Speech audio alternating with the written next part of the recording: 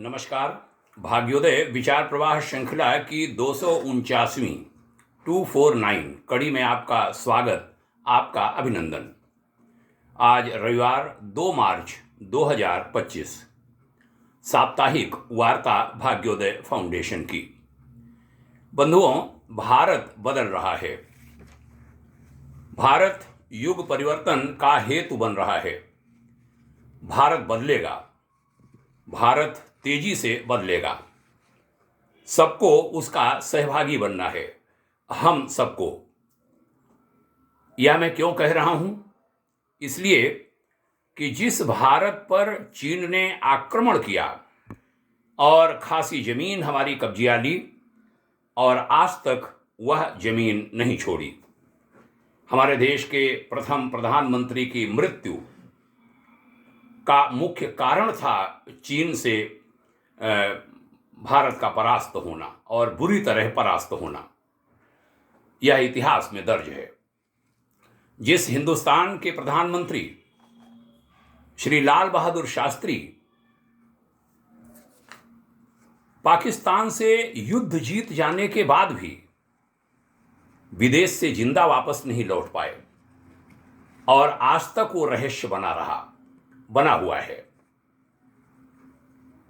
जो भारत पाकिस्तान के 2 टुकड़े कर देने के बाद भी करोड़ों बांग्लादेशी घुसपैठियों को लंबे समय से झेल रहा है। और भी बहुत सारी बातें कही जा सकती हैं। उस भारत के बारे में आज दुनिया के जाने माने लोग, जाने माने नेता क्या कह रहे हैं, आप तनिक सुनिए। अमेरिका के राष्ट्रपति, वर्तमान राष्ट्रपति श्री डोनाल्ड ट्रंप ने कहा, अगर चीनी सेना भारत पर हमला करना चाहती है तो अमेरिका अब चुप नहीं बैठेगा। भारत अमेरिका का अविस्मरणीय सहयोगी बन गया है। मोदी मेरे जीवन के महत्वपूर्ण मित्र हैं और वह मुझसे ज्यादा अच्छे शासक हैं, अमेरिकी राष्ट्रपति बोले। मालदीव के राष्ट्रपति ने कहा कि भारत ने कश्मीर में कुछ भी गलत नहीं किया है। भारतीय कश्मीर में मुसलमान सुरक्षित हैं, इसलिए भारत कभी हार नहीं मान सकता। ब्रिटेन के प्रधानमंत्री बोले, मोदी जैसा प्रधानमंत्री पाना भारत की जनता द्वारा की गई तपस्या का फल है। इजरायली प्रधानमंत्री ने कहा, यदि दुश्मन देश भारत के खिलाफ परमाणु हथियार तैनात करते हैं तो उसे इजरायल के परमाणु हथियारों का सामना करना पड़ेगा, उनका जवाब देना पड़ेगा। जापान के प्रधानमंत्री ने कहा, जापान औद्योगिक क्षेत्र में भारत को सदैव समर्थन देगा। श्री नरेंद्र मोदी मेरे प्रिय मित्र हैं। रूस के राष्ट्रपति बोले, दुश्मन देशों को यह नहीं भूलना चाहिए कि यदि वे भारत के विरुद्ध युद्ध करना चाहेंगे तो रूस भारत का समर्थन करेगा।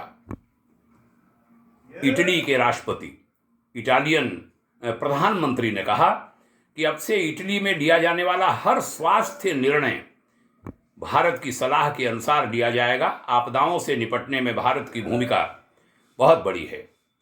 जर्मनी के प्रधानमंत्री ने कहा, आज भारत को हराना बहुत कठिन है और विश्व मंच पर भारत की प्रतिष्ठा अपने चरम पर है। सऊदी किंग ने हाल में कहा कि अरब देश कश्मीर सहित भारत के किसी भी आंतरिक मामले में हस्तक्षेप नहीं करेंगे। ऑस्ट्रेलियाई प्रधानमंत्री ने कहा, हमें चीन के सामने झुकने और भीख मांगने की जरूरत नहीं है। भारत के साथ हमारी मित्रता ही पर्याप्त है। ये 10 टिप्पणियां मैंने आपके सामने रखी और ये टिप्पणियां सुनने के बाद शायद आप, हम सबका संकल्प उभरे कि हम भावी मजबूत भारत के निर्माण के लिए प्राणपण से काम करेंगे। सहमत हों तो मुट्ठी बांधकर संकल्प लीजिए, मुट्ठी बांधकर संकल्प लीजिए कि वयम राष्ट्रे जाग्रयाम पुरोहिताः, वयम राष्ट्रे जाग्रयाम पुरोहिताः। हमारा हिंदुस्तान विश्व का सिरमौर बने, आज हमारी यही प्रार्थना। बंधुओं, यह वार्ता करते हुए हमें हर्ष है। आइए हम सब भारत के साथ चलें, भारत के साथ बढ़ें और उन सभी शक्तियों का साथ दें जो भारत के साथ हैं, जो भारत की संस्कृति के साथ हैं, जो भारत की जनता के साथ हैं, जो भारत की धरती के साथ हैं। उनका साथ दें, लगातार साथ दें, लगातार साथ दें। चुनौतियां बहुत हैं, लेकिन उन सभी चुनौतियों से हम आप सबको मिलकर निपटना है।